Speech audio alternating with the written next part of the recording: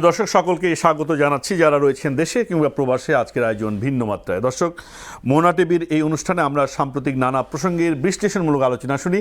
আজকের নির্ধারিত প্রসঙ্গ গণভোট, সংস্কার ও ভবিষ্যতের রাজনীতি। দর্শক, এই বিষয়ে আমরা কথা বলবো। আজকে কথা বলবার জন্য স্টুডিওতে আমাদের আমন্ত্রণে দুজন সম্মানিত অতিথি উপস্থিত রয়েছেন। চলুন আলোচনার শুরুতে তাদের সাথে পরিচয় করে দিই। রয়েছেন কর্নেল কাজী শরীফউদ্দীন, অবসরপ্রাপ্ত নিরাপত্তা বিশ্লেষক ও বিশিষ্ট কলাম লেখক, এবং রয়েছেন রহিন হোসেন প্রিন্স, সাবেক সাধারণ সম্পাদক সিপিবি।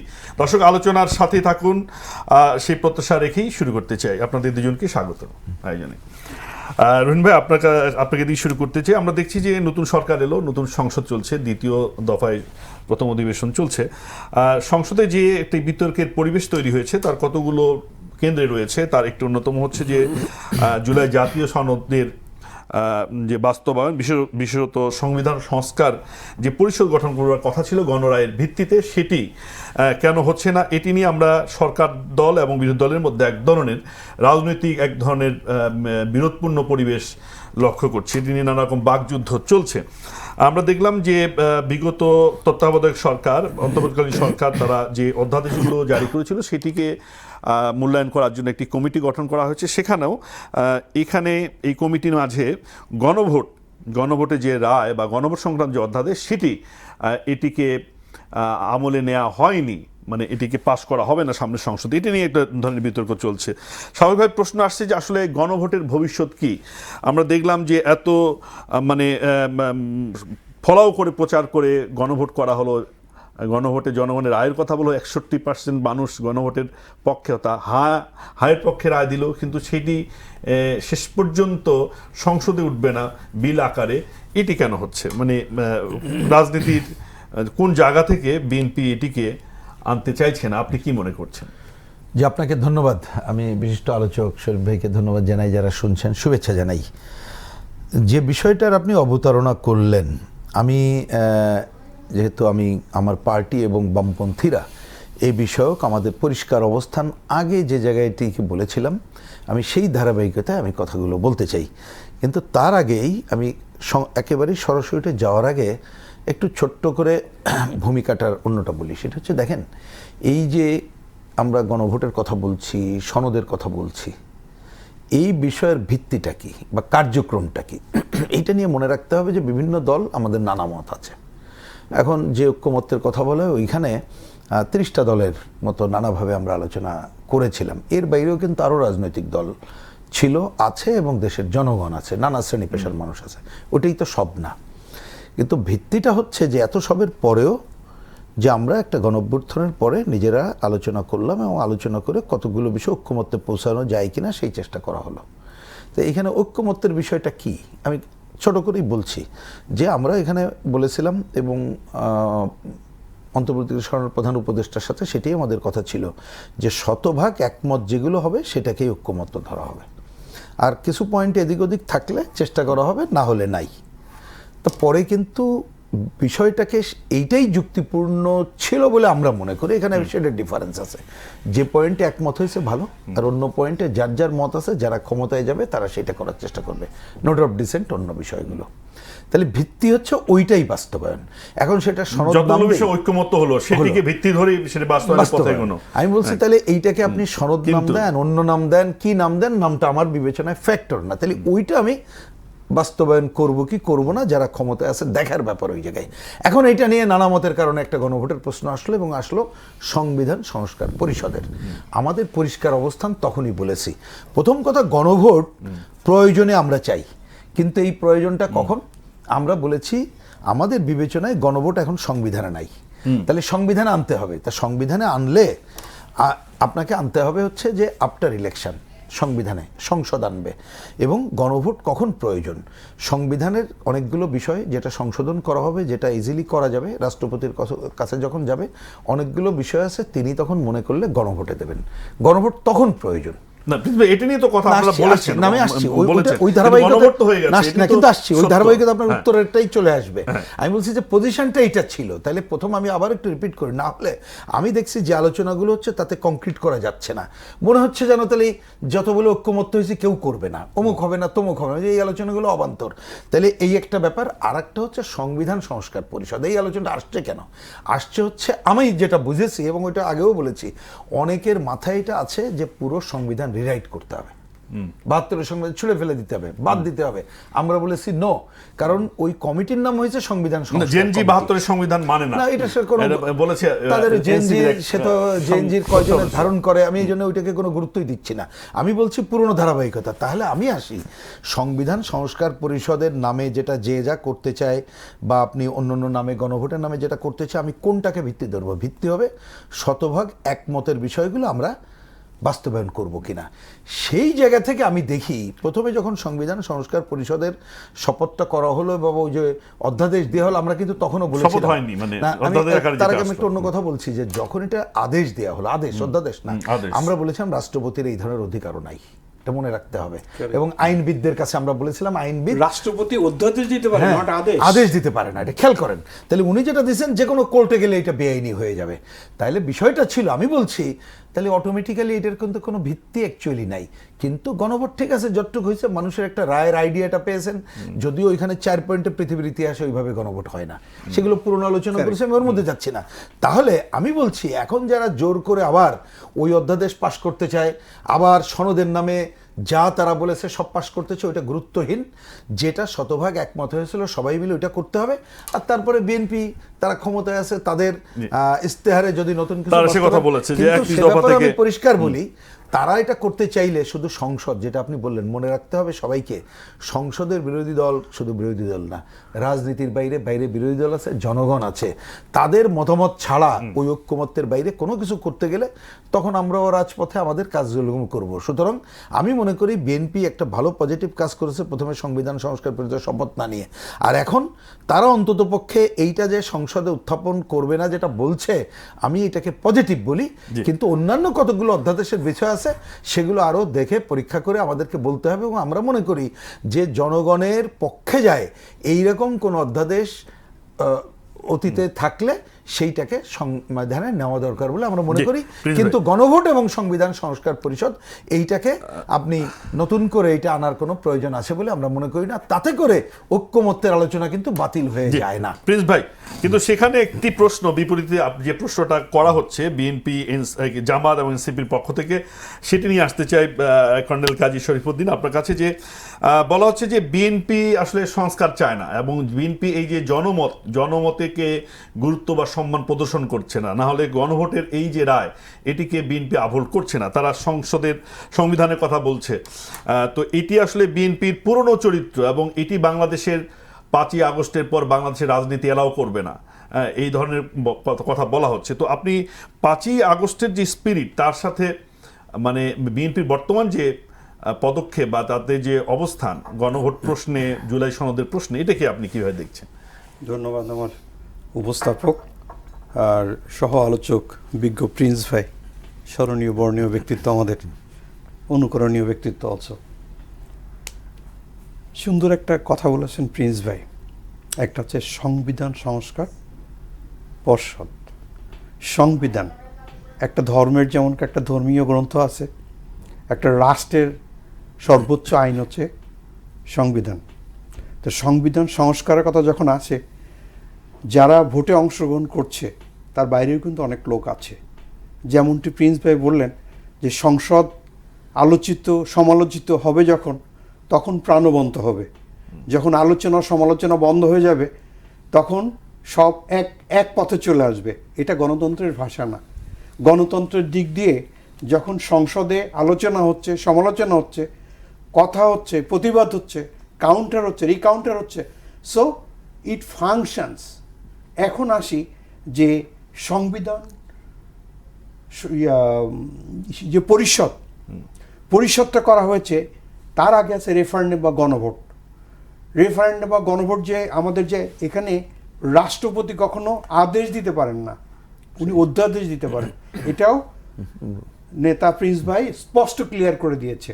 তো সেই দৃষ্টিকোণ থেকে রাজনৈতিক সদিচ্ছার প্রয়োজন।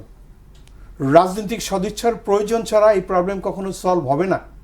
না, কারণ কাশেম ভাই, আমি বলি- মানে আমি যে বলি, প্রশ্নটি আপনি- এসছে, আমি একটু বলি, যোগ জি। করি। আপনার যে আলোচনাগুলো করছেন এটা তো বলা হয়েছে, জি। কিন্তু যে প্রশ্নটা আসছে, আপনার বিএনপি সংবিধানের কথা বলছে, জি। বা প্রিন্স ভাই কিন্তু বিএনপিকে এক ধরনের কি বলে প্রশংসা এই পয়েন্টে- করেছেন এই যে পয়েন্টে correct সংবিধান মনে আপহোল্ড করছে বিএনপি, কিন্তু সংবিধানটি তো সবটি নয়। সংবিধান অনুযায়ী তো 2029 সালে নির্বাচন হওয়ার কথা। সংবিধান অনুযায়ী তো অন্তর্বর্তীকালীন সরকারের কোনো প্রবিধান ছিল না, কিন্তু ডক্টর ইউনূসকে তো অন্তর্বর্তী সরকার প্রধান বানানো হয়েছিল। অনেকগুলো তো সংবিধান কাভার করেনি, কিন্তু গণভোটের প্রশ্নে এসে বা সংবিধান সংস্কার পরিষদের গঠনের প্রশ্নে এসে কেন সংবিধানের কথা বলা হচ্ছে? দেখুন, এই যে জুলাই সনদের কথা বলা হয়েছে, এই গণভোট অধ্যাদেশ 2025-এর সিরিয়াল 21-এ স্পষ্ট বলা হয়েছে এ ব্যাপারে কেউ কোনো মন্তব্য করতে পারবে না। আবার আমাদের যে জনপ্রতিনিধিত্ব আইন, যেটা 1972, সেখানেও আছে কোনো ইলেকশনে যারা হুইজ ইন পাওয়ার, যারা এক্সিকিউটিভ, তারা কখনো কোনো দলের পক্ষে অংশগ্রহণ করতে পারবে না। তাহলে সর্বনিম্ন তাকে 1 বছরের জেল খাটতে হবে। এই রেফারেন্ডাম বা গণভোটের সময় আমরা দেখতে পেয়েছি ভোট দিন আগে ছিল হা হা না না, কিন্তু এইবার লেখা হচ্ছে কোথাও দিয়ে টিক চিহ্ন দেওয়া, হায়ের পাশে টিক চিহ্ন দেওয়া, না এর পাশে ক্রস চিহ্ন দেওয়া। এটা কি একটা জায়গায় প্রভাবিত করলো না? এটা কি আমাদের সংবিধানকে আচরে কলঙ্কিত করলো না? এই সাইডটা আমাদের ক্লিয়ার রাখতে হবে। ইউনূস সাহেবকে নিয়ে এসে এখানে বসানো হয়েছে, শপথটা কিন্তু প্রেসিডেন্টই দেওয়া হয়েছে। প্রেসিডেন্ট শপথ দিয়েছেন কোন অথরিটিতে? সংবিধানের অথরিটিতে। সেটা উনি দিতে পারেন, কিন্তু আদেশ বা অধ্যাদেশ দিতে পারেন, আদেশ উনি দিতে পারেন না। Regarding this aspect we need to think যে এতদিন পর আন্দোলনে বা পরিবর্তনের পরে আমাদের যে প্রত্যাশা এবং প্রাপ্তির মাঝখানে যদি মিল না হয়, তাহলে কিন্তু প্রিন্স ভাই বলেছেন আবার আন্দোলন বা আবার রাজপথের লোকজন আছে। আমরা চাই যে আমাদের গণভোটের মাধ্যমে, কারণ গণতন্ত্রের হৃদস্পন্দন হচ্ছে জনগণের রায়। এই জনগণের রায়ে নির্দিষ্ট একটা পার্টি তারা ক্ষমতা এসছে, তারা তাদের মতো করে সুন্দর করে তাদের লোক দিয়ে বা তাদের যোগ্য লোক দিয়ে তারা জায়গায় জায়গায় বসিয়েছে। এখন আসুন এই সংবিধানের ভিতরে আলোচনার মাধ্যমে, যেটা প্রিন্স ভাই কিন্তু বিএনপিকে ভালো বলেনি, প্রিন্স ভাই বলেছেন সংবিধান কনস্টিটিউশনকে ভালো। কারণ কনস্টিটিউশনের 148-এর সিরিয়াল 3-তে স্পষ্টভাবে লেখা আছে যে কে কোথায় শপথ দিতে পারবে, এই কে কোথায় শপথ পাঠ করবে। আবার আর্টিকেল 142-তে স্পষ্ট বলা হচ্ছে কোথায় কি করবে। সেই দৃষ্টিকোণ থেকে বিএনপি যদি আজকে শপথ নিয়ে ফেলতো, তাহলে কিন্তু একদম জগা খিচুড়ি হয়ে যেত। এখানে বলা হয়েছে মানে বিএনপি সংস্কার চায় না, এই ধরনের কথা বলা হচ্ছে। আপনি কি মনে বিএনপি করেন? সংস্কার চাই এটা আমি বলবো না, চায় না। সংস্কার চাই বা চাই না এটা আমার আলোচনার বিষয়বস্তু নয়। আর বিএনপি বলছে কনস্টিটিউশন ফলো করে সংবিধানের আলোকে আলোচনার মাধ্যমে আমাদের সিদ্ধান্তে আসতে হবে। কনস্টিটিউশন ফলো করে আলোচনার মাধ্যমে, যেমন তখন 84টা আইনের ভিতরে 48 একসাথে হয়েছিল, একত্র ঐকমত্যর ডিসিশন হয়েছিল। কিন্তু ঐক্যমত মাত্র 30টা রাজনৈতিক দল ওখানে ছিল। বাংলাদেশে কিন্তু শুধু 30টা রাজনৈতিক দল নয়, আরো অনেক রাজনৈতিক দল আছে। As a fundamental right, constitutional right, আমি একজন সাধারণ নাগরিক, আমার কিন্তু এখানে কথা বলার অধিকার আছে। আপনি একজন উপস্থাপক, আপনার কথা বলার অধিকার আছে। জি, এই না বলুন। এই দৃষ্টিকোণ থেকে স্পষ্ট এখানে বলা হয়েছে যে 30 কার্য দিবসের ভিতরে এটা সাকসেসফুল হতে হবে। ইট ইজ নট কারেক্ট। এটা বলা হয়েছে যে এই যখন সংবিধান সংস্কার পরিষদ হবে, তখন কোরাম হবে 60। সংবিধান সংস্কার পরিষদ এটা ছোট হবে না বড় হবে না কি বৃত্তান্ত, এটাই তো ডিসিশন হয়নি। বিএনপি না বলছে না, আবার বিএনপি যেহেতু একটা নির্দিষ্ট সংখ্যাগরিষ্ঠ দল, এখন ক্ষমতা আছে, তারা কিন্তু নির্বাচনের আগে জনগণকে প্রতিশ্রুতি দিয়েছিল 31 দফার মাধ্যমে। তা তাদের কাছে না, তারা তো গণভোটের পক্ষে তারা অবস্থান নিয়েছে, জুলাই জাতীয় সনদে স্বাক্ষর করেছে। সেখানে তাদের এই রেফারেন্ডামকে তারা সাপোর্ট করলেও তারা কিন্তু ইয়ে দিয়েছে, নোট অফ ডিসেন্ট সেখানে দিয়েছে। জি ভাই, আসবো আপনার কাছে। প্রিন্স ভাই, তাহলে কি আসলে মানে এই যে রাজনীতিতে যে ক্র্যাকটা তৈরি হচ্ছে, প্রথম দিকে আমরা দেখছি সংসদে একটা বিরোধপূর্ণ অবস্থা, এটি কি আসলে সামনের দিনে একটা বড় রকম সংকট তৈরি করতে পারে কিনা? আপনি কি মনে করেন যে এনসিপি জামাত গণভোটের প্রশ্নে অথবা সংস্কার সংবিধান সংস্কার পরিষদের প্রশ্নে তারা খুব অনড় হয়ে তারা যেভাবে বলছে যে রাজপথে তারা নামবে, সমুচিত জবাব দেবে এবং সরকারের উদ্দেশ্যে তারা নানা রকম মানে চ্যালেঞ্জ ছুড়ে দেওয়ার চেষ্টা করছে, আপনি কি মনে করেন এটা পরিণতি কি আমার হতে পারে? পরিষ্কার বুঝ যেটা, সেটা হচ্ছে যদি আমরা যে বক্তব্যটা যৌক্তিক বলে আমরা মনে করছি বা অন্যরা মনে করছে, যার যার বক্তব্য আমরা জনগণের কাছে ঠিক মতো নিতে পারি, এবং মিডিয়া, আমি বিশেষভাবে বলছি, অনেক সময় দেখা যাচ্ছে যে খণ্ডিত আলোচনা হয়, পূর্ণাঙ্গ হয় না, এটা যদি নিতে পারি তাহলে কেউ বায়াস্ট করতে এই প্রশ্নে পারবে বলে আমি মনেই করি না। কারণ জনগণের কাছে জিনিসগুলো স্বচ্ছ তুলে ধরলে আমরা দেখছি যুক্তিটাকেই শেষ বেলায় গ্রহণ করবে। যেমন আমি কতগুলো কথা বললাম, শরীফ ভাই আরও কংক্রিটলি পয়েন্টগুলো বললেন, আমি এই প্রসঙ্গক্রমে একটা কথা বলি, কিন্তু তারা সংসদে ঠিক আছে এটা করুক, ওটা করবে, আমরা তো কাউকে কথা বলা বাধা দেবো না, তারা তাদের কথাগুলো বলুক। আর আশা করব যে বিএনপির সব পয়েন্টে হয়তো একমত আমরা মোটেই হব না, যতটুকু যে বললাম যে তারা তাদের যুক্তি বলুক, নাহলে বাইরের থেকে বলবো। এইখানে আমি একটা প্রশ্নের উত্তর একটু আপনাকে বলি, যেটা বলছেন দেখেন এইটা হয়েছে কি, আরেকটা ওই যে যেহেতু দুইটা দলের নাম বললেন, বিরোধী দলের যারা, আমি তাতে খুব মানে অস্বাভাবিক দেখছি না, কারণ তাদের আইডিয়া তো ডিফারেন্ট। এক পক্ষ দেশের স্বাধীনতাই মানে না, পারলে এই দেশটাই মানে না, এবং এখানে যুদ্ধাপরাধীরাও আছে। আর তো তারা আরেকজন ৭২-এর সংবিধান ছুঁড়ে ফেলতে যায়, গতকালও তো দেখছেন যেটা বলেছে, এবং তারা দাবি করে জেএনজির নাকি প্রতিনিধি। তো আমি ওইগুলোকে তারা বলুক, কারণ কণ্ঠ আমরা রোধ করতে চাই না, কিন্তু এটাকে গুরুত্ব দিচ্ছি না। কেন গুরুত্ব দিচ্ছে না? তারাই তো আন্দোলনের শক্তি বলা হচ্ছে, আন্দোলনের শক্তি ভুল বিবেচনা। তারা নতুন একটা বিন্যাস, রাজনৈতিক একটা পরিবর্তনের মধ্য দিয়ে তারা এখন সংসদে গেছে, ফলে আপনি তাদেরকে খুব বেশি গুরুত্ব দিতে চাইছেন না কেন? পরিষ্কার করে বলি, সংসদে যে কোনো ভাবে হোক গেছে, তো ওইখানে কথা বলুক। আমি কিন্তু আমি বলছি সেটা আমি আলোচনা দিচ্ছি না, নিশ্চয়ই ভোটে গেছে, আমি সেটা অস্বীকার করছি না, কিন্তু ভোট নিয়ে যদি আবার বলেন, ওই দেখবেন বিরোধী দলের নাম এবং সরকারি দল দুই পক্ষ থেকে কিন্তু অভিযোগ আছে অনেক ডিজাইন হয়েছে, আমি সেই আলোচনা এখন তুলছি না। আমি বলছি সুতরাং এক কথায় উত্তর নাই, কিন্তু আমি বলছি যে ঠিক আছে, ঘোষিত অংশে তারা গেছে, তারা ওইখানে কথা বলুক, আমি কথা বলা বারণ করছি না, কিন্তু গুরুত্বের কথা হচ্ছে যে ওরাই তো সব না। এখানে কথা আমি বলেছি, উনিও বলেছেন, ব্যক্তি আরও দল আছে, বিভিন্ন শ্রেণী পেশার সংগঠন আছে, 18 কোটির মধ্যে 12 কোটির উপরে ভোটার আছে, আপনার এগুলো মনে রাখতে হবে। সুতরাং এইটা আমি এই কারণে বলছি যে আপনার জনগণের অন্যদিকে তাকাতে হবে। কিন্তু একটা পয়েন্ট খালি বলি, এই যে দেখেন, যে বলছেন যে 29 সাল, তো এখন তো এটা বলতে হয় যে একজন বললো এটা নাকি ডিপ স্টেটের চিন্তা ছিল। আমি যার জন্য এটা শোনার পর বলছি যে ওই অন্তর্বর্তী সরকারের প্রধান ইউনূস সাহেবকে 2টা পয়েন্ট ক্লিয়ার করতে হবে। একটা হচ্ছে এই যে ডিপ স্টেটের নামে তারা কি কি চাইছিল দেশকে দেওয়ার জন্যে, যে এবং 29 সাল পর্যন্ত ক্ষমতায় থাকো, এটা আমাদের জানা দরকার, আমাদের দেশের সাথে গণতন্ত্র। আরেকটা দরকার, এটা কারা কারা, দেশ এবং বিদেশের। এই জিনিসগুলো ওপেন হলে আপনি দেখবেন অনেক কিছু পরিষ্কার হয়ে যাবে।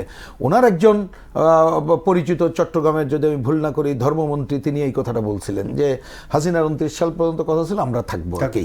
এইবার আসি, দেখেন এইটাও কিন্তু ওই যে যেটা বললেন অন্তর্বর্তীকালীন সরকার, উনি কালীন বলে না, আমি বলি অন্তর্বর্তীকালীন, ওনারা বলে অন্তর্বর্তী সরকার, তারা এইখানে যে আসলো এবং রাষ্ট্রপতিতে শপথ নিল, সেইটাও কিন্তু এক অর্থে সংবিধানের ভিত্তিতে। কেন?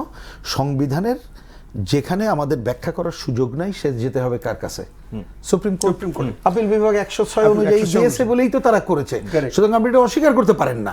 এখন অনেক সময় ডক্ট্রিন অফ নেসেসিটিতে একটা গণ অভ্যুত্থান হয়ে যাওয়ার পরে এই ধরনের ঘটনায় অনেক কাজ হয়, যেটা পরের সংসদে এটা লিগ্যাল করে নিতে হয়। তাহলে সংবিধানের এক ধরনের ফ্রেমওয়ার্কের মধ্যেই কিন্তু আমরা কাজগুলো করছি, এবং এরা কেউ অস্বীকার করে না। যদি এটা একটা বিপ্লব হতো, একটা বিপ্লবী সরকার হতো, তাও কিন্তু এটা মুখে বললে বিপ্লবী সরকার হয়ে যায় না।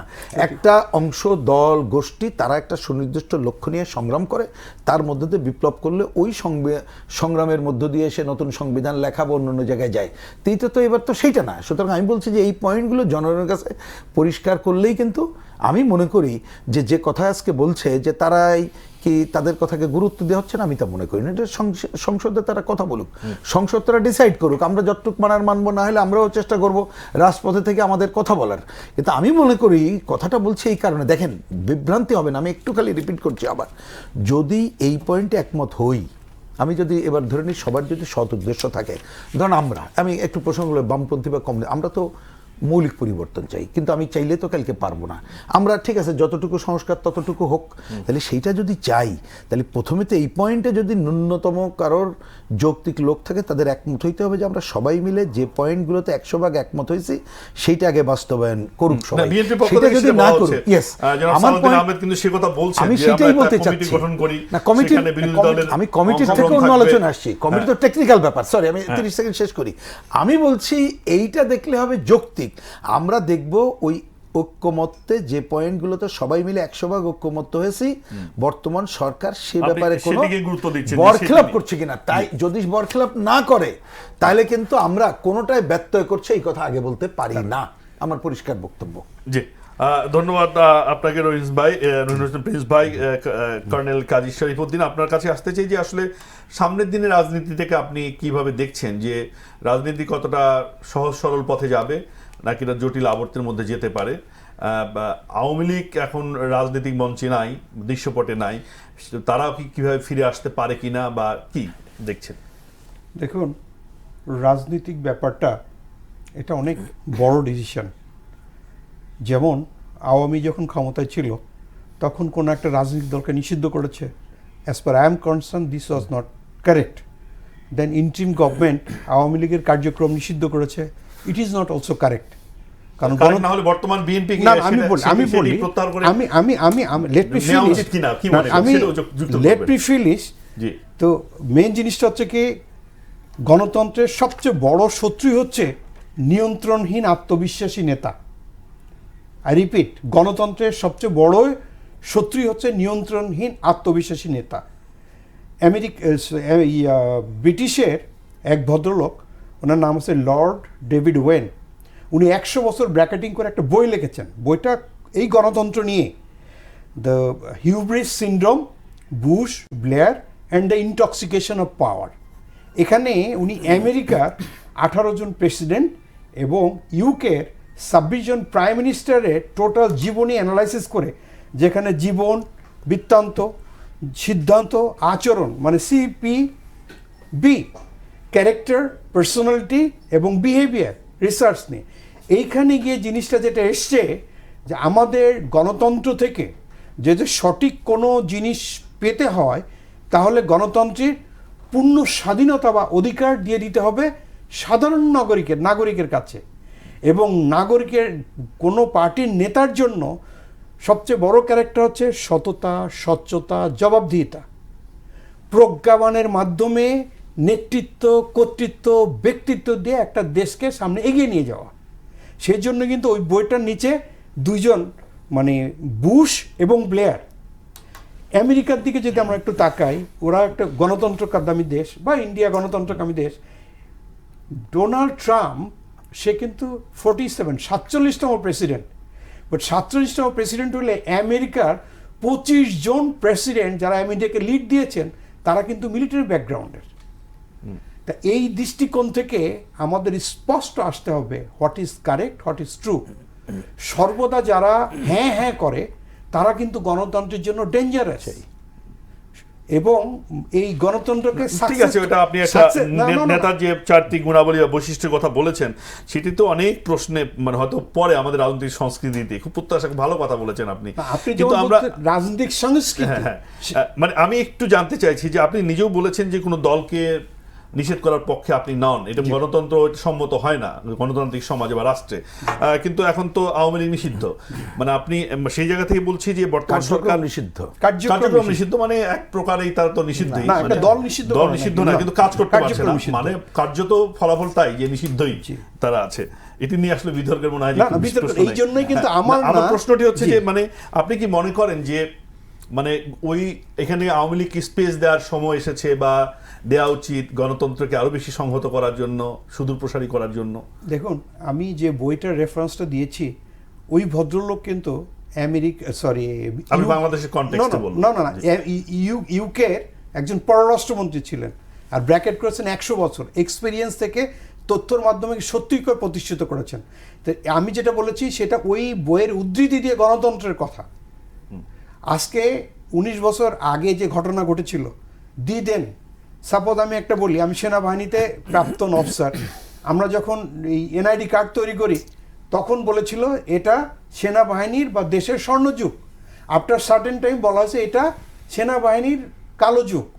তা স্থানকাল পাত্র হিসেবে এগুলো চেঞ্জ হয়, মানে রেজিম চেঞ্জ হলে রেজিম ভাষ্য চেঞ্জ বা হয়, বয়ানও চেঞ্জ হয়। বয়ানও চেঞ্জ হয়। জি। তো এই ঘটনা, এটা দুটা মন্তব্যই করেছি আমি আমার পার্সোনাল এক্সপিরিয়েন্স থেকে, আর উদ্ধৃতি টেনেছি এই লর্ড ডেভিড ওয়েনের বই থেকে। প্রিন্স ভাই একজন বিজ্ঞ রাজনীতিবিদ, মানে পরীক্ষিত নেতা, একটা পার্টির দীর্ঘদিনের ধরে সেক্রেটারি ছিলেন। একজন ডাক্তার যেমন করে মেডিসিন দিতে পারে, সেই স্পেশালাইজ হিসাবে আই থিঙ্ক এই ব্যাপারটা, রাজনৈতিক ব্যাপারটা দেখি, মানে আপনি সরাসরি এই বিষয়ে মন্তব্য করতে চাচ্ছেন না। জি প্রিন্স ভাই, আপনার কাছে আসতে চাই যে মানে আমরা দেখছিলাম যে এক ধরনের নির্বাচনের সময় আওয়ামী ভোট নেওয়ার ক্ষেত্রে এক ধরনের কৌশল বিভিন্ন বিএনপি এবং জামাত করেছে।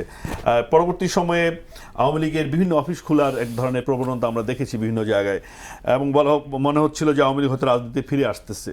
তো ওই পরিস্থিতি থেকে আপনি কীভাবে দেখছেন যে মানে আওয়ামী লীগের ফেরা বা না ফেরার প্রশ্নটি কি এখন খুব বেশি অনিবার্য? আচ্ছা, আমি এই ব্যাপারে একেবারে কংক্রিট বুঝটা বলি।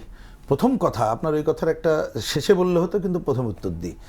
আওয়ামী লীগ বা যে কোনো দলের ফেরা না ফেরা এটা অ্যাকচুয়ালি নির্ভর করে সেই দল, তার কর্মী সমর্থক, তাদের উপরই। পরিষ্কার বক্তব্য। এইখানে আপনি সরকারের চাওয়া না চাওয়ার উপরে নির্ভর করে না। প্রথমত মানে ওইটার উপরে, ওইটাই কিন্তু ভিত্তি। তারপর অন্য টেকনিক্যাল দিক আছে, চাইলেই কালকে পেরে যাবে আমি আবার তা বলছি না। সেটা তখন প্রশ্ন থাকে অন্য জিনিসগুলো, বা সেটা যদি আলোচনা হয় এটা একটা অন্য মাত্রা আলোচনা আসছে। কিন্তু আমি আসছি এই জায়গাটিতে, দেখেন আমরা এই আলোচনাটা কেন আনতেছি হচ্ছে যে এত বড় একটা হত্যাযজ্ঞ সংগঠিত হয়েছে। তো অবশ্যই যে হত্যাযজ্ঞ সংগঠিত হয়েছে তারা, যারা তার সাথে জড়িত বা এর নেপথ্যের হোতা যারা, তাদেরকে বিচার তো হইতেই হবে নিঃসন্দেহে। এটা নিয়ে কোনো আমার বিবেচনায় কোনো বিবেকবান মানুষের দ্বিমত থাকার কথা না, আমাদেরও নাই, সেটা ক্লিয়ার। এখন আসি রাজনৈতিক দলের প্রশ্নে। বহুদলীয় রাজনীতির কথা বলি ভাই, লজিকটা বলেছেন, ওইটা বলার দরকার নেই। আর আমাদের দেশ তো বহুদলীয় গণতন্ত্রের জায়গায়। এখন বহুদলীয় গণতন্ত্রে প্রথম কথা হচ্ছে যে নির্বাহী আদেশে কোনো রাজনৈতিক দলের কার্যক্রম নিষিদ্ধ বা অমুক দল নিষিদ্ধ করা কি এগ্রি করতে পারি? নো, আমরা এটা এখন বলছি না, সাথে সাথেই বলেছি। কিন্তু ধরুন যদি ওই দল সম্পর্কে আইন বা অন্য জায়গা থেকে অন্য সিদ্ধান্ত আসে, তখন প্রশ্নটা অন্য জায়গায় দাঁড়ায়। কিন্তু নির্বাহী আদেশে আমরা কোনো দল নিষিদ্ধ করার একটু শেষ করি টোটালি তো বলতে দেন, নাহলে ভুল হবে। এই গেল। এর সাথে অনেক সময় আপনারা মিলাচ্ছেন আরেকটা দলের বক্তব্য, যে তাদের পয়েন্ট আমি ক্লিয়ার করি। জামাত আমি বলে দিচ্ছি ওটার উত্তর, আমি কোনোটা এড়াইছেন এই জন্য বলছি, আপনার জিজ্ঞেস করতে হবে না। টোটালিতে বললে সবাই বুঝে, জনগণ জাজ করুক। দেখেন জামাতের রাজনীতি প্রথমে সারেন্ডার 16 ডিসেম্বর হলো। তরুণরা জানে না, আমি তাদেরকে অনুরোধ করবো বই পড়ে দেখুক। এখানে পাকিস্তানি বাহিনী যখন সারেন্ডার করলো, সাথে কিন্তু লেখা আছে তার সাথে তাদের অল অক্সিলারি ফোর্স সারেন্ডার করেছে। অক্সিলারি ফোর্স মানে এই যে আল বদর, আল শামস, রাজাকার, এই। তাহলে তাদের রাজনৈতিক দল কোনটা? জামাত ইসলাম। তা আপনি কি পাকিস্তানের যারা সারেন্ডার করেছে পাকিস্তান বাহিনীকে বাংলাদেশে নতুন মিলিটারি ক্যাম্প স্থাপন করার সুযোগ দেবেন? তাহলে জামাত ইসলাম তো অটো নিষিদ্ধ হয়। তারপরে আমাদের সংবিধানে কি বলে, যে ধর্মভিত্তিক রাজনীতির যে নিষিদ্ধের বিষয়টা ছিল, সেই কারণে নিষিদ্ধ। তার সাথে এটা মিলানোর কোনো কারণ নাই। এবং এমনকি কোনো নির্বাহী আদর্শে কোনো দলকেই, আমার কথা কিন্তু পরিষ্কার আবার বলি, এইখানে আপনি দল নাম বাদ দেন, অন্য সব দলের না, আমরা নিষিদ্ধ করার পক্ষে না। কিন্তু আমি বলেছি ওই ধরনের যদি কোনো ঘটনা ঘটে তাহলে সেটা আইন বলে দেবে। কথার কথা আবার আরো ক্লিয়ার, শেষে এসে তো শেখ হাসিনা সেটা নিষিদ্ধ করলেন, মানে আন্দোলনের যেভাবে করেছে আপনি দেখবেন না, ওইভাবে তো নিষিদ্ধ, আমরা ওইটার পক্ষে না, ওই পয়েন্টে না। আমরা বলেছি জামাত ইসলাম অটো নিষিদ্ধ, তার যুদ্ধ অপরাধী দল, এমনকি কোর্টের তার অবজারভেশন আছে। কিন্তু আপনি ওইটা না করে একটা নির্বাহী আদেশে খালি সন্ত্রাসের নামে করলেন, ওটা তো তখন গ্রহণযোগ্য হয় নাই। কিন্তু গ্রহণযোগ্য হতো যদি আপনি ওই পুরনো ধাঁচে থাকতেন, কিন্তু সেটা তো হয় নাই। বলছি যে তাহলে আপনি একটা লজিক্যাল জায়গা থেকে এই জায়গায় যেতে হবে। আর আমি যে কথা আমি এই পর্ব আলোচনা শুরুতে বলেছি, আমি বলেছি তার নির্ভর করে কিভাবে। ধরেন এত বড় একটা হত্যাযজ্ঞের সাথে যে দলটা এবং দলের নেতাকর্মীরা জড়িত, তারা, আমি তো এটা বলি যে দেখেন এই যে ভোট অনেকদিন পরে করলাম বলে এইখানে সব দল ওই দলের সমর্থকরা তাহলে আছে, এটা তো অস্বীকার কোনো কারণ নেই, এবং থাকাটাই স্বাভাবিক, অস্বাভাবিক না, কারণ তারা তো হঠাৎ করে আসে নাই, ভোটের পেছনে সবাই ঢুকছে। কিন্তু আমরা যদি এই গণ অভ্যুত্থানের পর অল্প সময়ের মধ্যে একটা ভোট করতাম, আপনি নেপালের দিকে একটু তাকায় দেখেন। আমার ধারণা তখন কিন্তু আলোচনাটা এরকম হতো না।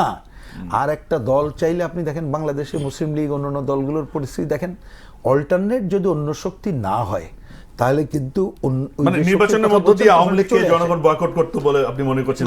আমি মনে করি না, আমার ব্যক্তিগত ধারণা যে তারা দাঁড়ানোরও খুব বেশি লোক পাইতো না, নামকস্ত অল্প কটা সিট পাইতো হয়তো বা, কিন্তু আমি তার মানে তার করতে দেওয়া না দেনি বলছি না। আমি বলছি এগুলো সব ছেড়ে দিতে হবে। আপনি তো বললাম যে যদি ধরেন আইনগতভাবে কোনোভাবে আপনি দেখাইতে পারেন যে এই হত্যাকাণ্ড এর সাথে যেভাবে জড়িত একটা হত্যাযজ্ঞের দল হিসাবে, তাহলে তখন নিষিদ্ধ করলে এক ধরনের বিষয় হয়। কিন্তু আপনি নিষিদ্ধ করছেন নির্বাহী আদেশ, এটা তো চলে না। আর নিষিদ্ধ করছেন কোনটা, ওইটা না হলে কিন্তু ভুল হবে। এটা কিন্তু এক না, আপনি যেটা বলার চেষ্টা করছেন কার্যক্রম নিষিদ্ধ আর দল নিষিদ্ধ এক না। এখন তারা ঠিক আছে, কিন্তু তাদের তো ফলাফল যে নির্বাচনে অংশগ্রহণ করতে পারছে না, পারে নাই, ওই যে বললাম। আপনি চাইলেও আমাকে আবার যদি উল্টা কথাও বলি, আমার ধারণা আপনি দ্রুত নির্বাচনের পরে তাকে যদি নির্বাচন করার কথা বলতেন, বাংলাদেশের জনগণ তাদের নির্বাচনে অ্যালাউ করতো কিনা সেটাই বড় প্রশ্ন দাঁড়াইতো। হয়তো তখনই অ্যালাউ করতো না, কিন্তু আপনি তখন অন্য কোশ্চেনটা সামনে আনতে পারতেন না। কিন্তু আপনি যদি গণতন্ত্রের ধারা রক্ষা করতে চান তাহলে করতে হবে। আমি একটা উদাহরণ না দিয়ে পারছি না। এখনকার যিনি প্রধানমন্ত্রী, উনি, হ্যাঁ, ওনার রাজনীতি, ওনার সাথে রাজনীতি আমাদের অনেক ফারাক, কিন্তু দেখেন উনি ভোটের পরে কি বললেন, অনেক কথার মধ্যে একটা তো বললেন, যিনি ভোট দিয়েছেন, ভোট দেন না মানে ওনাকে দেন নাই বা ভোট দিতে যান নাই, সকলের নিয়ে করতে হবে। দিস ইজ দ্য ডেমোক্রেসির ফান্ডামেন্টাল জায়গা। এই জায়গা তো আপনি যদি বাদ দেন তাহলে কিন্তু দেখবেন আরো অন্যভাবে ফিরে আসবে। একটা ছোট্ট উদাহরণটা কোনো ভালো হয় না, তবু ওই ভাই বলেছে বলে বলি। সেই জন্য দেখেন, ওই যে যাদেরকে আমি ৭১-এর ঘাতক চক্র বললাম যে অটো নিষিদ্ধ হয়ে গেছে, আমরা এমনভাবে করেছি তার বিরুদ্ধে রাজনৈতিক সংগ্রাম করি নাই। হ্যাঁ, আজকে তো আমি তো এই কথা বলবো না যে তাদের একেবারে ভোট নাই, তারা চলে আসে। তাহলে এটা মনে রাখতে হবে, রাজনৈতিকভাবে মোকাবেলা ছাড়া অন্যভাবে মোকাবেলা করে আসলে পার পাওয়া যায় না। এটাই হচ্ছে মূল কথা। জি জনাব কাজী শরীফউদ্দিন, আমরা একটু আসতে চাই, মানে আমরা ভবিষ্যতের নীতি নিয়ে কথা বলছি। যে আপনার কাছে কি মনে হয় যে আগের রাজনীতি, আগের সময় যে দল সংসদ থেকে বর্তমান সময় রাজনীতি দল সংসদের গুণগত কোনো পার্থক্য আপনি দেখছেন কিনা? আমরা দেখছি যে বর্তমান প্রধানমন্ত্রী তারেক রহমান, তিনি নানা ক্ষেত্রে নানা রকম একটু ভিন্ন মাত্রার, মানে ইতিবাচক তিনি একজন গেস্টার তিনি আমাদের সামনে উপস্থাপন করছেন। মানে এটি, মানে এটা ভবিষ্যৎ কালমিনেশন কি হতে পারে, রাজনীতিতে কি ধরনের প্রভাব পড়বে স্বাভাবিকভাবে? আজকে আমরা দেখেছি যে খুব যে বিরোধী দলীয় নেতার সাথে ২০ মিনিট তিনি একান্তে কথা বলেছেন সংসদ সচিবালয়ের তার কক্ষে। এটি অনেকে প্রশংসা করছেন। এটা হচ্ছে রাজনৈতিক শিষ্টাচার, রাজনৈতিক কালচার। বহু চড়াই উতরাই পেরিয়ে একটা সংসদ নির্বাচন আমরা পেয়েছি। আমাদের ইন্টারিম গভর্নমেন্টটা খুব ক্ষতি করেছে। যেমন নেপালের ইলেকশনটা যদি সাথে সাথে হয়ে যেত, যেমন আওয়ামী লীগকে যদি নিষিদ্ধ কার্যক্রম নিষিদ্ধ না করে তাদের নির্বাচন আসতে দিত, জনগণই রায় দিত যে তারা আসবে কি আসবে না, তারা দেশের অস্তিত্বে কাজ করবে কি করবে না। ঠিক এমনি করে সংসদ আমরা পেয়েছি। ১৯৯১ সালে একজন ভদ্রলোক পার্লামেন্ট মেম্বার হয়েছেন এবং ১৯৯৮ সালে একজন পার্লামেন্ট মেম্বার আজকে জন্মগ্রহণ করেছেন। প্রিন্স ভাই দীর্ঘদিন ধরে রুট লেভেল নেতা থেকে একটা পার্টির কেন্দ্রীয় কমিটির সেক্রেটারি, আর আমি একজন সেনা কর্মকর্তা। রিগার্ডিং সেনা কর্মকর্তা সিকিউরিটি অ্যাসপেক্ট, আমি যেহেতু ৩০টা বছর সেনাবাহিনীতে ছিলাম, I know regarding this aspect, but his politics regarding he knows much more better than me. এই দৃষ্টিকোণ থেকে যে ৯১ সাল থেকে যে পার্লামেন্টেরিয়ান আর আজকে ৯৮ সালে যার জন্ম, প্রথম পার্লামেন্টে গিয়েছেন, তাদের মাঝখানে একটা মিউচুয়াল রেসপেক্ট রাখবে। এই মিউচুয়াল রেসপেক্টের জন্য প্রথম দরকার হচ্ছে রাজনৈতিক শিষ্টাচার। আলোচনা সমালোচনা ঠিক আছে, কিন্তু রাজনীতির একটা ভাষা আছে। শিষ্টাচার কি আপনি বর্তমান সংসদে দেখছেন? শিষ্টাচার মাঝে মাঝে ব্রেক করতে যাচ্ছে, সেই জন্যই কথাটা বলছি। যদি আমাদের রাজনৈতিক কালচার শিষ্টাচারটা ফলো করি, মাননীয় প্রধানমন্ত্রী, উনি প্রধানমন্ত্রী হয়েছেন, কিন্তু মাননীয় প্রধানমন্ত্রী কোনো একটা সময় ছিল যে পল্টনের অফিসে যেতে গেলে মানুষ নিজে ভয় পেত। গতকাল উনি যখন পল্টনের অফিসে যান, তখন স্থান কাল পাত্র হিসেবে ঢাকার বিভিন্ন থাকার লোক জমায়েত ভরে গেছে। যদি জামাত কোথাও মিটিং ডাকে, সেখানে লোক ভরে যায়। হাত পাখা মার্কার মিটিং ডাকে, লোক ভরে যায়। আওয়ামী লীগ যখন ডেকেছিল, লোক ভরে যায়। আবার বিএনপি যখন ডাকছে, তখন লোকের লোকারণ্য। এইটা দেখে আমাদের রাজনীতির ভবিষ্যৎ চিন্তা করার কিছু নাই। রাজনীতির ভবিষ্যৎ চিন্তা ভাবনা করতে গেলে রাজনৈতিক শিষ্টাচার, যেমন করে লেখাপড়া করে SSC, intermediate, honours, masters complete করতে হয়, যেমন বিসিএস পরীক্ষা দিয়ে একজন বিসিএস অফিসার হতে হয়, যেমন বিসিএস এডুকেশন করে একজন মাস্টার হতে হয়, ঠিক এমনি করে রাজনীতির একজন প্রশিক্ষক হিসেবে সিনিয়রদের কাছ থেকে শিখে নতুন প্রজন্ম সামনে এগিয়ে যাবে। জেনজি বলেন আর নতুন প্রজন্ম বলেন, তারা একটা সংবিধানকে ডাস্টবিনে ফেলে দেবে। দিস ইজ নট রাজনীতিক কালচার এবং রাজনীতির ভাষা না। রাজনীতির ভাষা হচ্ছে মিউচুয়াল রেসপেক্ট, স্যাক্রিফাইস এবং কম্প্রোমাইজ। যারা এসছেন তাদেরকে স্বাগতম জানায়।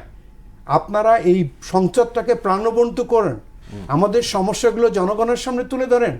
আমরা যে সমস্যা ফিল করছি এই মুহূর্তে সমগ্র বিশ্ব আতঙ্কিত, কারণ আমরা বাংলাদেশ যুদ্ধ করছে না, বাট ইকোনমিক ওয়ার আমরা জড়িয়ে পড়েছি।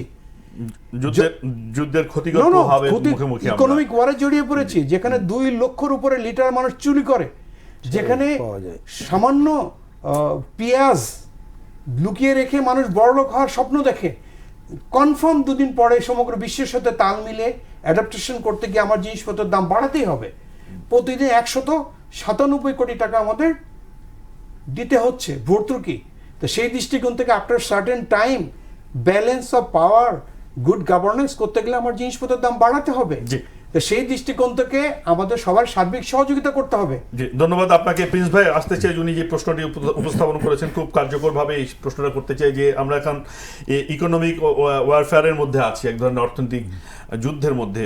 যে মধ্যপ্রাচ্য পরিস্থিতি, তেলের যে জ্বালানির যে চাপ সৃষ্টি হচ্ছে, বিগত 18 মাসের অর্থনীতি নাজুক অবস্থায় ছিল, রাজস্ব আদায় হয়নি, বিনিয়োগ হয়নি। তো বর্তমান সরকারের সামনে এই চ্যালেঞ্জটিকে আপনি কিভাবে দেখছেন? এই সামনে কি তেলের দাম যদি, বিদ্যুতের দাম, বিল যদি বেড়ে যায় তাহলে এটা কি ধরনের প্রভাব পড়বে? আমি করবার কি আছে? ওই সরাসরি ওই জায়গায় যাওয়ার আগে ধারাবাহিক কথা একটু বলি। একটু আগে যে আলোচনাগুলো করলেন আমি কোনো ব্যাখ্যা না যেয়ে বলছি, এই যে সংসদে উনি একটা বয়সের ভারসাম্য, শিষ্টাচার, আমি যদি যতটুকু আমি বুঝেছি যে স্পিডটা বলেছেন, সে স্পিডটা বিবেচনা করলে আপনি মেলা প্রত্যাশা করতে পারবেন না। ব্যাখ্যা দিলাম না, সময় থাকলে আরেকদিন বলা যাবে। কিন্তু আমরা এবার চেয়েছি ন্যূনতম গণতন্ত্রের পথে হাঁটার জন্য এই যাত্রা অব্যাহত থাকুক, সেইটুক হলেই হোক, তার বেশি আমি প্রত্যাশা করছি না। কারণ এখানে কারা আছে একই কথা আর বারবার না বলি, তারা মুক্তিযুদ্ধ বিরোধী অমুক টমুক, ওগুলো আর নাই বা বললাম, এগুলো জানা জিনিস, একাধিকবার হয়েছে। এবার আসে যেটা আপনি বলেছেন, এখনকার এই যে ধরেন আমাদের প্রধানমন্ত্রী বলতেই হয়, তিনি একটা যেহেতু রাজনৈতিক দলের প্রধান, হ্যাঁ নতুন কতকগুলো জিনিস করছে, এটা তো একদিকে ঠিক আছে, কিন্তু মানুষ শেষে দেখবে কোনটা বলেন তো? জিনিসপত্র, হ্যাঁ ফল বলতে তার জীবনের সাথে সে কি পেল, সে কি জীবনে কি প্রভাব। ধরুন একটা উদাহরণ, একটু পপুলার একটা উদাহরণ, তার সাথে রাজনীতি জড়িত বলে আমি আপনার পয়েন্টে আসছি। ধরেন কৃষকের এই সময় অন্যতম একটা ভালো কাজের আমি দেখি, অনেকগুলো এখনো কিন্তু মব সন্ত্রাস দমন হয় নাই, মুক্তিযুদ্ধের ইতিহাস ঐতিহ্য কিন্তু এখনো পর্যন্ত পুনর্নির্মাণ হয় নাই, এখনো পর্যন্ত গায়েবী মামলা চলছে। একজন সাবেক বিচারপতি, তিনার যদি মামলা থাকে সেটা চলুক, কিন্তু তাকে হত্যা মামলায়, কারণ তিনি তো আর্মস কি হোল্ডারদের নিয়েই চলেন, তার নামে হত্যা মামলায় ছাড়ার পরও গ্রেপ্তার হয়, ওগুলো কিন্তু হয়নি। তো তারপর ধরেন 12 লক্ষ কৃষকের তো একটা মৌকুফ হয়েছে, কিন্তু আপনি পরের ধারাবাহিকতায় কৃষকের যদি উৎপাদন খরচ না কমান, ন্যায্য মূল্য না দেন, আগামীবার আবার খেলাপি হবে, সংকটে পড়বে। তাহলে এই 30 সেকেন্ডে তাহলে শেষ করি। এবার শেষ হচ্ছে জ্বালানির ব্যাপারে একটা বড়, আসলে তো একটা সংকটে পড়তে যাচ্ছি, কিন্তু আমরা মনে করি এইটা দ্রুততম সময় একটা ম্যানেজমেন্ট যদি করে, বিশেষ করে যে দেখেন ওনারাই খবর দিলেন 2 লক্ষ লিটারের উপরে মজুদদারিটা দমন করুক। আর এখন পর্যন্ত সরকার দাম না বাড়ানোর ভালো কাজ করেছে। কেন বলি, দেখেন টাকা হলে কিন্তু পাবেন না, আর বিপিসি কিন্তু গত বছরেও 4,500 কোটি টাকার উপরে লাভ করেছে। তা ভর্তুকির পয়েন্টটা রাখুক যাতে জিনিসপত্রের দাম না বাড়ে। শরীফ ভাই, আপনাকে একটা পজিটিভ জায়গায় যাবে বলে শেষ করতে চাই যে একটি কথা, যে এখনো মব বন্ধ হয়নি, মানে আপনি কি দেখছেন কেন বন্ধ হচ্ছে না? দেশের আইন প্রণয়নকারী সংস্থা যারা আছেন তাদের এই ব্যাপারে কঠোর পদক্ষেপ নিতে হবে। যারা অন্যায় অপকর্ম করে তারা সংঘবদ্ধ। রাজনৈতিক উইল দরকার আছে কিনা? রাজনৈতিক উইল হচ্ছে সেটা সদিচ্ছা, মিউচুয়াল রেসপেক্ট, স্যাক্রিফাইস, কম্প্রোমাইজ, যেটা আমি বারবার বলেছি। আমাদের যারা দায়িত্বপ্রাপ্ত ব্যক্তিবর্গ আছেন, মাননীয় প্রধানমন্ত্রী একজন মুক্তিযোদ্ধার সন্তান, একজন মিলিটারি সেনাপ্রধানের সন্তান, একজন মা ছিলেন প্রধানমন্ত্রী, বাবা ছিলেন মুক্তিযোদ্ধা। উনি দায়িত্ব নেওয়ার পূর্বেই কিন্তু বলেছেন, আমার অতীতের অভিজ্ঞতা থেকে, অতীতের ভুল থেকে আমি শিক্ষা নিয়ে সামনের দিকে আগাবো। I have a plan. তো রিগার্ডিং সেই মার্টিন লুথার কিং বলেছে আই হ্যাভ এ ড্রিম, আমার প্রধানমন্ত্রী বলেছেন আই হ্যাভ এ প্ল্যান। তো লেটস সি, আমরা আমাদের প্রত্যাশা অনেক বড়, সাধারণ মানুষ যেন সুষ্ঠুভাবে খেয়ে পড়ে বেঁচে থাকতে পারে, কৃষক যেন তার সামনের দিকে এগিয়ে যেতে পারে। সেখানে যখন প্রত্যাশার মাত্রা অনেক বেড়ে যায় কিন্তু প্রাপ্তিটা কমে যায়, মানে সেটা একটি সংকট তৈরি করে। আপনাদের অসংখ্য ধন্যবাদ দুইজনকে আমাদের সময় দেওয়ার জন্য, দর্শকদের এবং দর্শক আপনাদের ধন্যবাদ দেখবার জন্য। সকলে ভালো থাকুন, শুভরাত্রি।